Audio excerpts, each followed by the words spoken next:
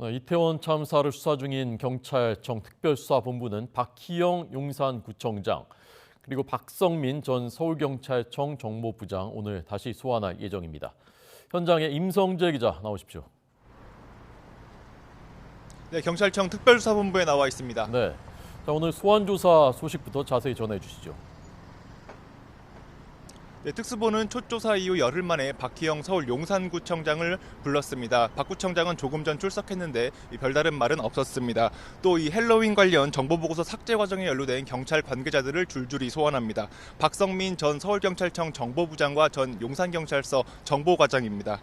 우선 이 박 구청장은 헬로윈 기간 이태원 일대 안전사고 예방대책 마련을 소홀히 하고 참사 상황에 부적절하게 대처한 혐의를 받습니다.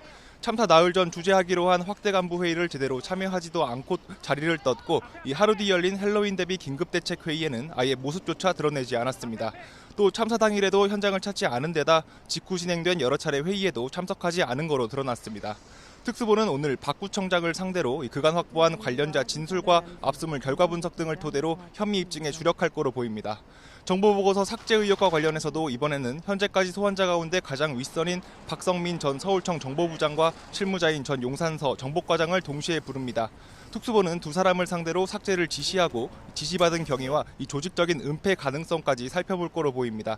특히 헬로윈 전 인파 문제를 우려한 용산서의 정보보고서를 이 통상적인 절차에 따라 삭제한 건지 이 감찰과 압수수색에 대비한 다른 의도가 있었는지 물을 거로 예상됩니다.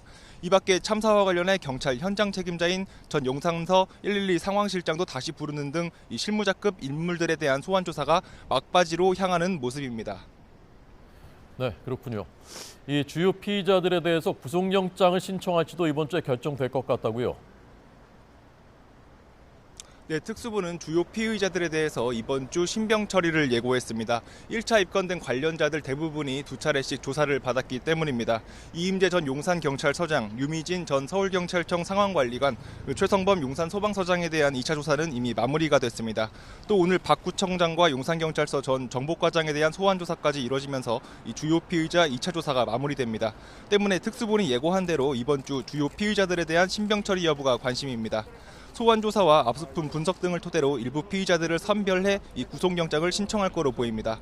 구속 수사가 이루어지게 된다면 그동안 미진하다고 지적받아온 윗선에 대한 수사도 속도를 낼 거로 보입니다.